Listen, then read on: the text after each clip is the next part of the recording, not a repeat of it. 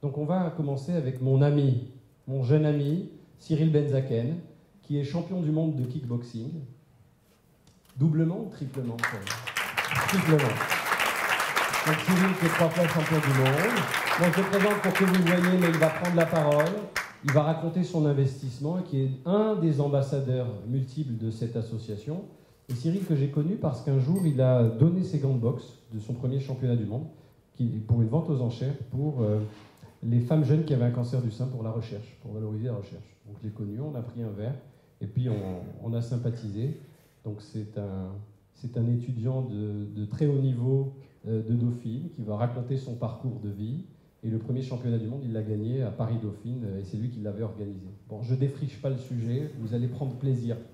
Bonsoir à tous. Alors, ce que je vous propose ce soir, c'est de vous donner ma vision de la boxe, qui est sûrement différente de vos visions et de la vision générale que l'on peut en avoir. Et du coup, en vous donnant cette vision-là, peut-être que vous allez mieux comprendre comment elle peut s'insérer dans un processus de réhabilitation. Voilà. Donc, pour moi, déjà, boxer, même dans la vie de tous les jours, c'est d'abord observer ce qui se passe. Parce que quand on est sur le ring, et on a un adversaire face à nous, il faut d'abord observer avant de faire quoi que ce soit. Et quand on observe un adversaire, ça ne suffit pas, bien sûr. Parce que quand on reste passif face à une situation, il se passe généralement pas grand-chose et on est victime de la situation. Donc il faut créer une opportunité. Comme on dit, motion create emotion, c'est-à-dire qu'en créant du mouvement, je vais créer des opportunités dans mon combat et dans la vie. Je pense que c'est un peu pareil quand on agit, quand on fait des choses, on voit des opportunités s'ouvrir. Et donc la première, pour moi, thématique, c'est vraiment de se donner les moyens de tester de nouvelles choses. Voilà. Alors, est-ce qu'il y a quelqu'un qui... Voilà. Ensuite, sur le ring, donc, vous savez, il y a quelque chose qui est indiscutable, c'est qu'on ne peut pas tourner le dos. On n'a pas le droit de tourner le dos, c'est interdit par le règlement, donc on doit vraiment faire front. On doit faire face à son adversaire, faire face à ses engagements, donc ses engagements sportifs. On a décidé de mener ce combat. Et dans la vie, on a tous nos propres combats. Et la boxe, ce qu'elle nous apprend, c'est vraiment de faire face, de mener ce combat. Et parallèlement à ça, il y a une valeur qui pour moi est très importante, c'est l'abnégation, puisque dans la boxe, on est dans un sport où on n'est pas comme dans le football où on perd un match et tout est fini, puisque c'est difficile de revenir quand on perd 10-0. En revanche, en boxe, vous avez ce facteur qui est celui de pouvoir changer une situation à quelques secondes de la fin. Donc rien n'est jamais toujours fini tant que le gong final n'a pas sonné. Et donc cette valeur est très très puissante dans l'univers de la boxe. Et c'est une valeur que je trouve importante à transmettre dans les parcours de vie de chacun. Vraiment l'abnégation qui va nous permettre de repousser nos limites et d'aller chercher plus loin que ce que l'on pensait être capable de réaliser.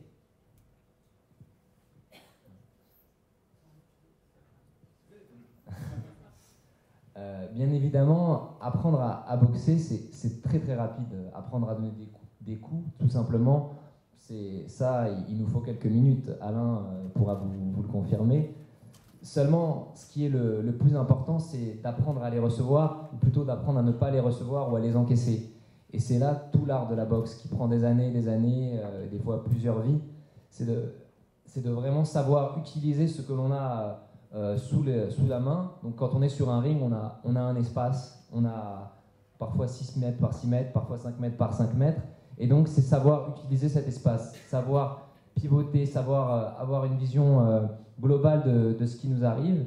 Et il y a un exemple qui pour moi est très important pour illustrer cette valeur de la boxe et plus généralement dans le quotidien.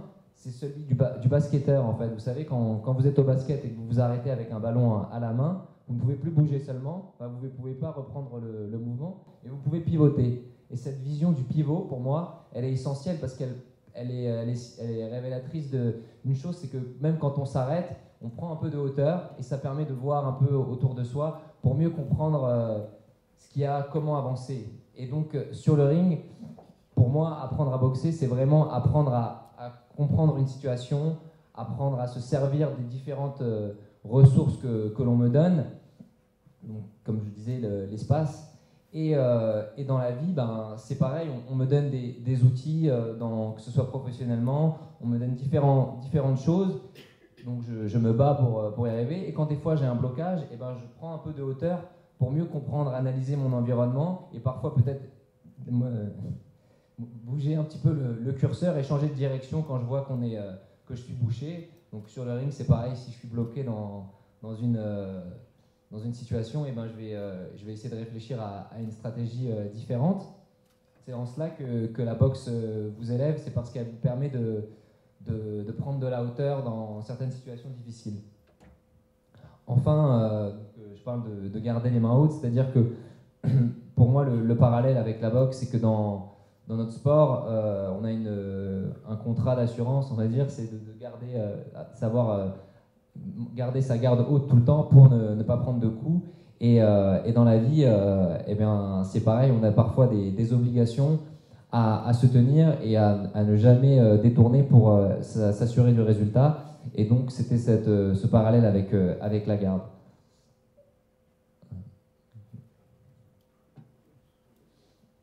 Enfin, pour moi, la boxe est assez facilement identifiable comme facteur d'apprentissage de soi, puisque vous êtes jugé par des individus. En fait, il n'y a pas à part quand on met un KO, quand on gagne au point, ce sont des arbitres qui vous jugent.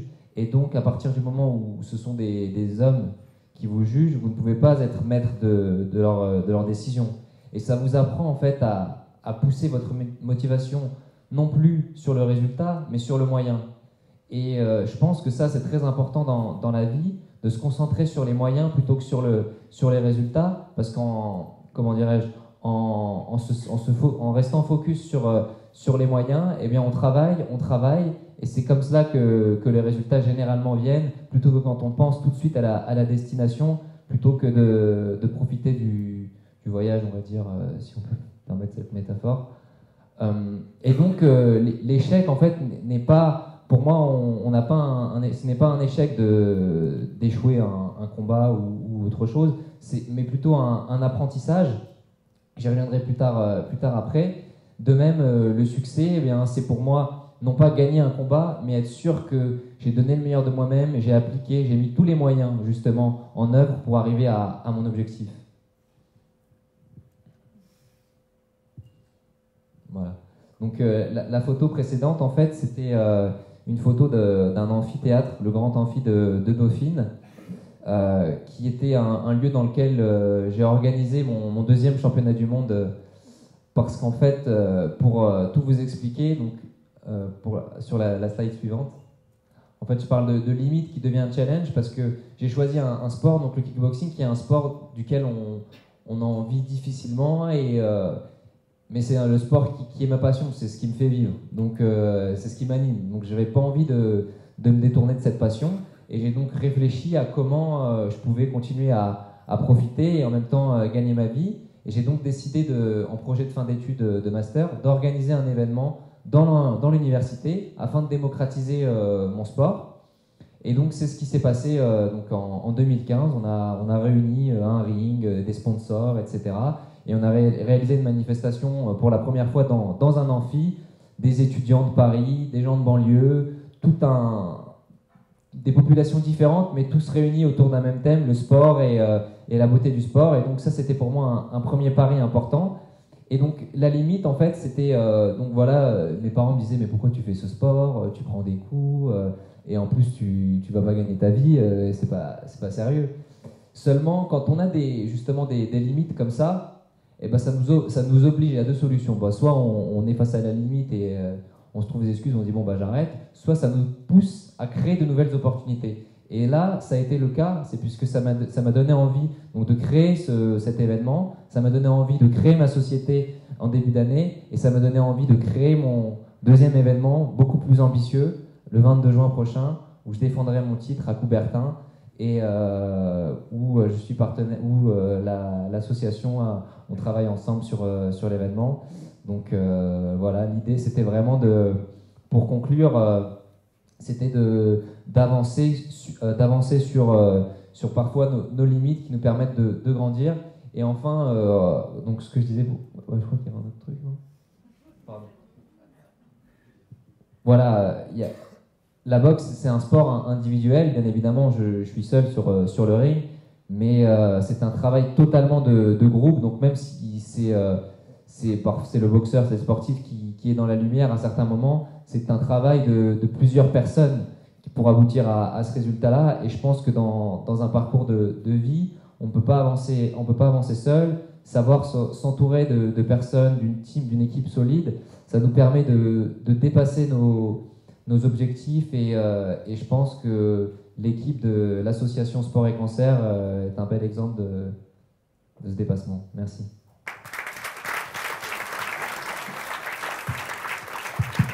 Merci Cyril.